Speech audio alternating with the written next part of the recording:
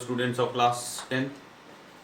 We are going to start this chapter 6, manufacturing industries, and as the name of this chapter, manufacturing industries, suggests that in this chapter we are going to study about all the manufacturing units, that is the industries which manufacture variety of goods and services for us.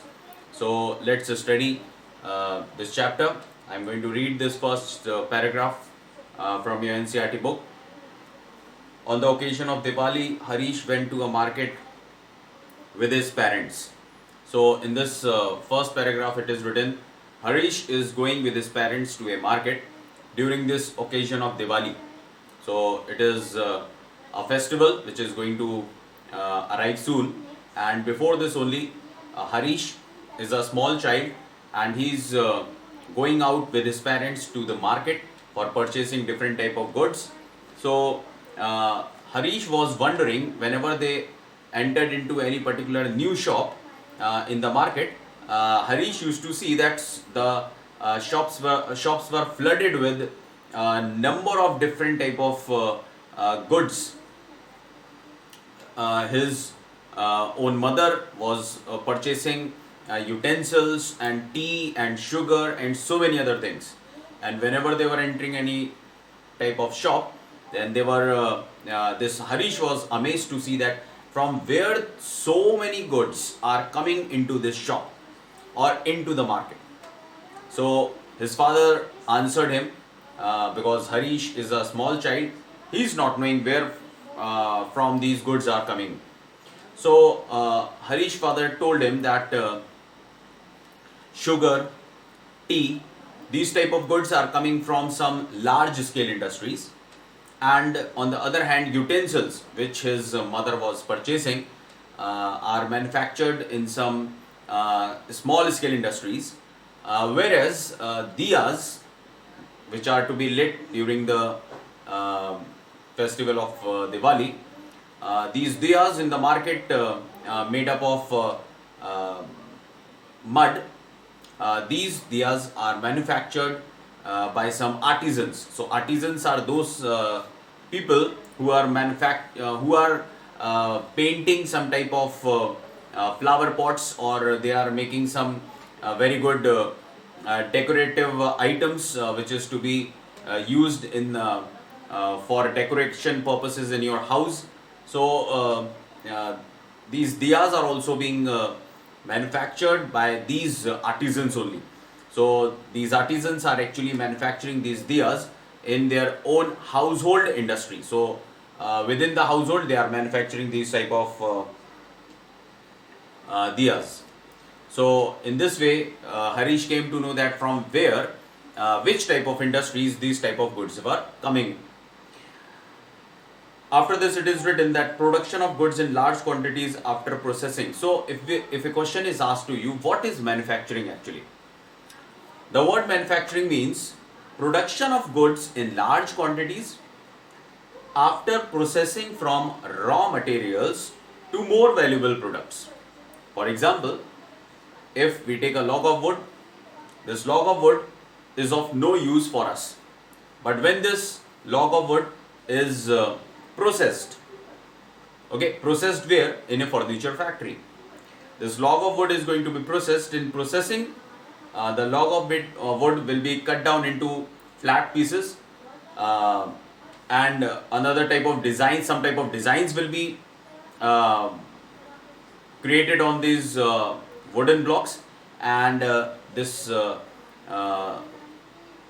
pieces of these pieces of wood are going to be pasted with each other to make or manufacture one table. So in this manner, a table which is manufactured from this log of wood after processing is a valuable product for us, right? And this is what is called as manufacturing. Okay, when the raw materials are processed and converted into some valuable products. In the same way, some examples are like we used to manufacture sugar from sugarcane, paper from wood, okay, and iron ore is used to manufacture iron and steel, like this.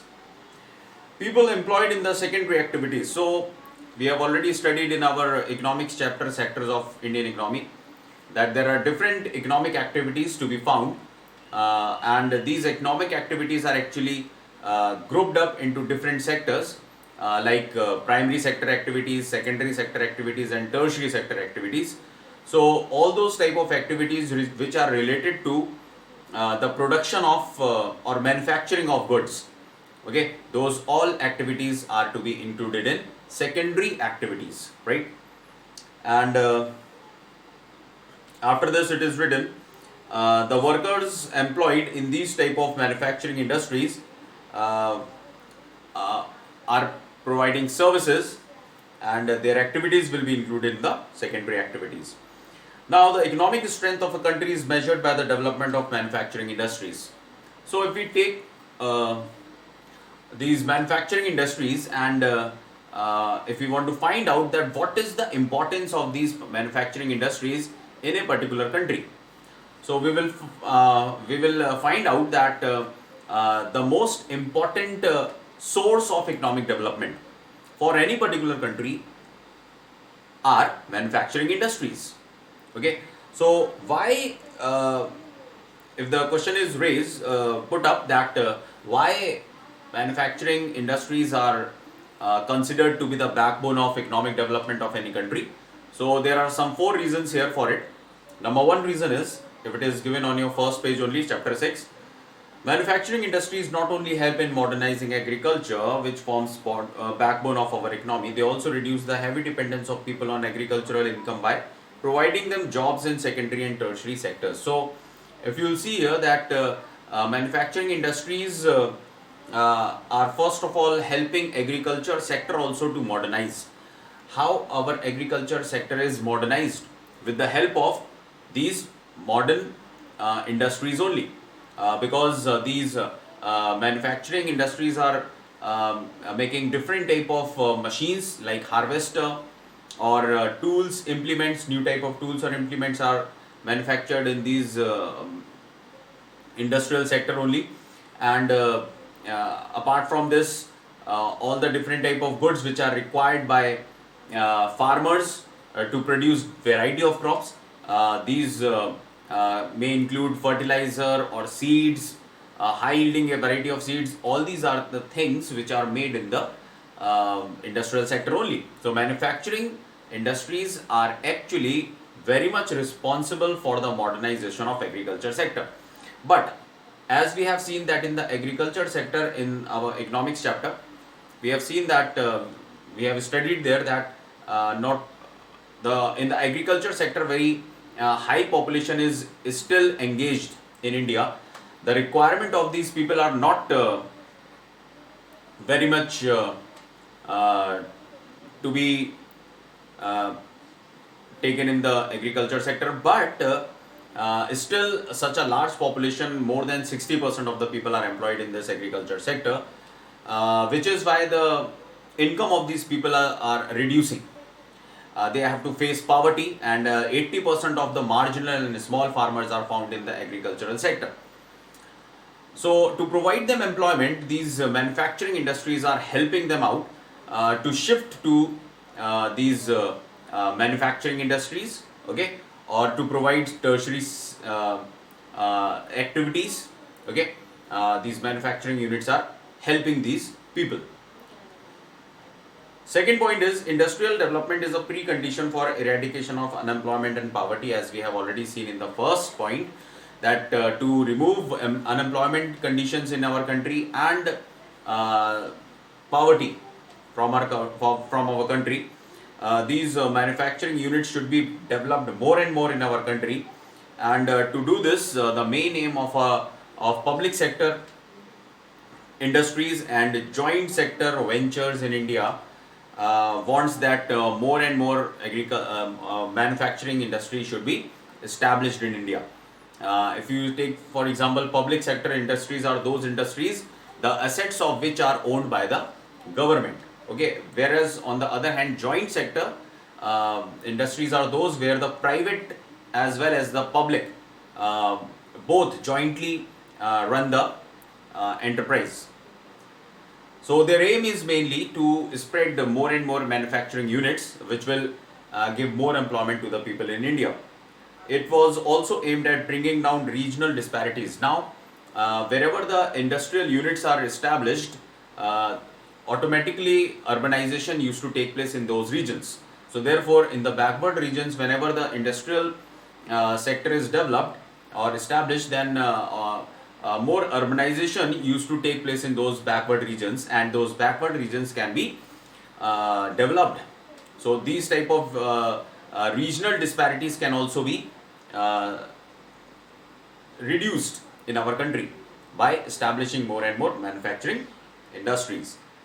Third point is export of manufactured goods expands trade and commerce. When we export goods and services produced in these manufacturing units, uh, it increases our trade and commerce.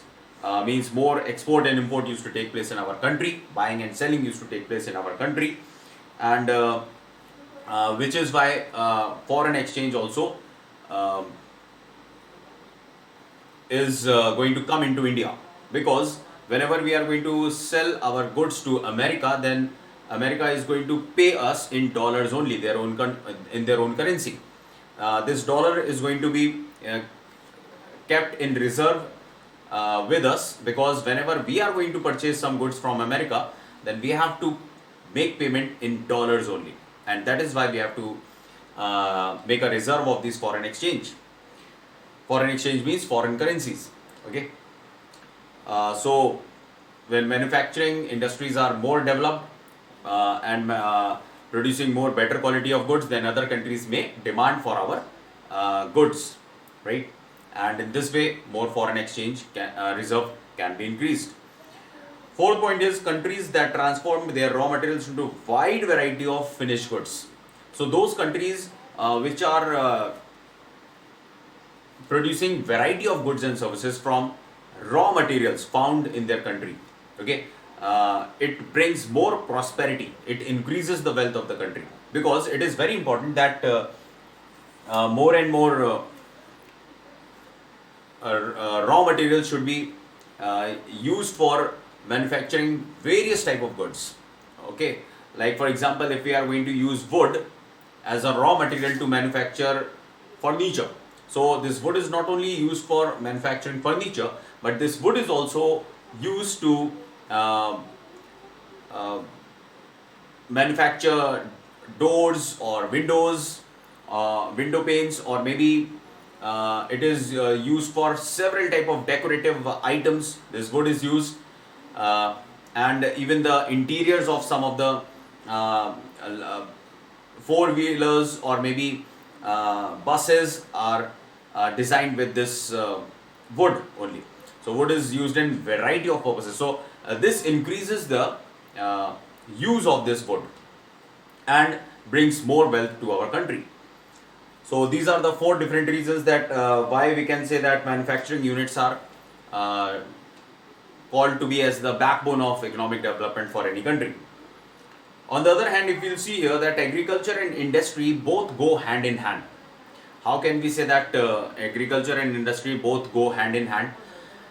If we say that industrial sector depends more on agriculture sector for its raw material. So agro-based industries used to purchase all their raw materials from agriculture sector. Like for example, sugar mills used to purchase sugar cane from agriculture sector. Their raw material comes from the agriculture sector. And with this uh, the cotton textile mills also take their raw material from agriculture sector only, where the cotton is produced. So therefore we can say that industrial sector is dependent on this agriculture sector for its raw material. But on the other hand, we can also say that agriculture sector is also modernized with the help of these manufacturing industries. How? Because fertilizer or maybe new type of new variety of seeds, like high variety of seeds are manufactured in these industrial units only, or harvesters. You may have seen different type of machines are now being manufactured by these industries, which makes the work more easier on the agricultural fields, and also used to develop the agriculture sector or to modernize it. So you can see here that agriculture sector as well as the uh, industrial sector both go hand in hand, right? And this is how the development and competitiveness of manufacturing industry has not only assisted agriculturists in increasing their production but also made the production process very efficient. So our production process is made more efficient uh, by using these new technological machines or tools manufactured in the industrial sector. So our production process also becomes very efficient. Production process becomes efficient means that the productive capacity of the agriculture sector becomes higher. Okay, within the same land area, more production of any particular crop can be experienced. Okay, so this is how we can say that agriculture and industry both go hand in hand.